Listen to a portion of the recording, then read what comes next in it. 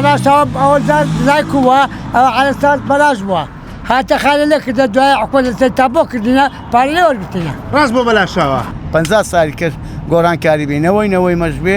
هەدەرێن بەلاشاوە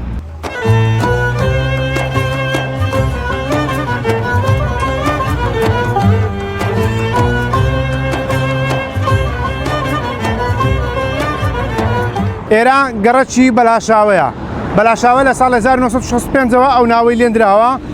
چیرۆکێکی لە پشتە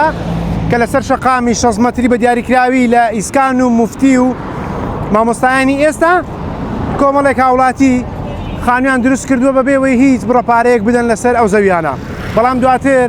لە ساڵانی هەفتاکان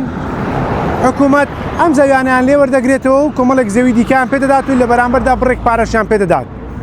ئیتر لەو کاتەوە بۆ تا گەڕەکی بەلاشاوە هەرچەندە ئێستا ناوەکەی گۆڕاوە بۆ گەڕەکی مامۆستایان بەتایبەت ئەو شوێنەی کە زەویان لێ وەرگرت بۆتە گەڕەکی مامۆستایان بەڵام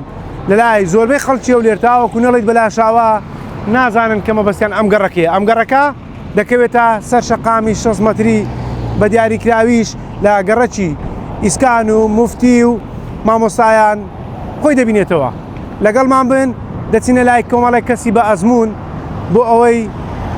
زیاتر و ڕوونتر لەسەر چیرۆکی ئەم گەڕەکە قسە بکەین.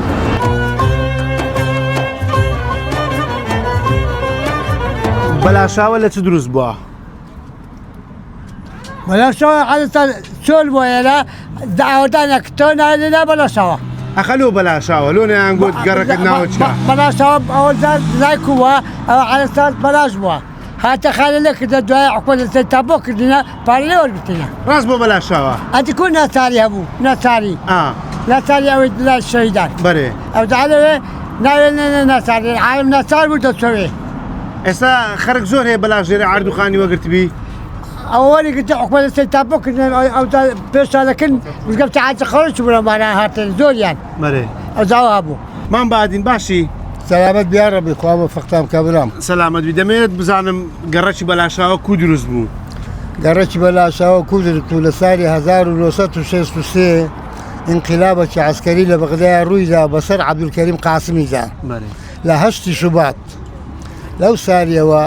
کەندێناوە و قەراج و مەنتیقەی دزەیاتی هەر هەمیان گوندیان بەجی هێشت لەبەر حەملەکەی ناخۆشیان لەسەر بوو هاتنە هەولێرێ کە هاتنە هەولێرێ لەکن ئەو مزگەفتی ئێستا پێدێ مزگەفتی حاجی قەرۆکی شوقەکانی ئیسکان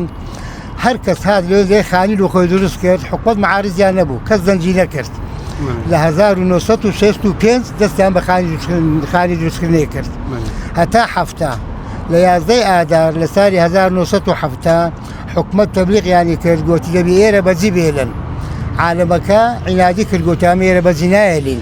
ئەمە چێوە بتر خۆ ناچین لە ئاقاری بین گوتیان حکومەت عەرتان دەدەنێ و تەعویزشتان دەکەنەوە حکومەت لە بەلاشاوەی ئێستا کامەل تێداینە عەرزیانی دایە هەبوو 200 مەتر بوو هەبوو 150 مەتر بوو دە دیناریشاندا هەر نەفەرێکی دە دینار دوهەی لەگەرە زۆر بوو عەردەکەیان لێرانەدانێ و تاپۆشیان کرد بە ناویوان ئەوجا ئەو مەنتیقەیە ناوی ڕۆی بە بەلاشاوە بەلان ئێستا پێی دەرێن مامۆستایان بەس لەکرم بە بەعشایری هەتا نەرێ بەلاشاوە کەس نازانی ئێرەیە بە مامۆستایان ناناسرێ ئیلا دەبی برێ بەلاشاوە مام شێرزاد گەڕەکی بەلاشاوە چیرۆکەکی جیاوازی هەیە مەرێ توشێک لەو کەسانە بووی کەماڵ لێ بەگەلۆم باسکێ و چۆن چۆنی بوو وەڵایەوە ساری هەفتایەکان بوو کە لەوێ خانی چی دروست کرا خەڵک فەقیر بوو هەر کەسە لە ڕاستە خۆی بە ژن بە پیا و بە ئافرەت بە مندار خشتیان دەبڕ غورفە خانێک و عەمامەک و ئاو دەستەکیان دروست دەکردون و ناوزە ئاوانەوە ئەو کاتی پاشی هەنجی کە پاشی سالی 76 و 77 ئەوانیان تێکدا تەعویزیان داینێ لە بەلاشاوەی نوێ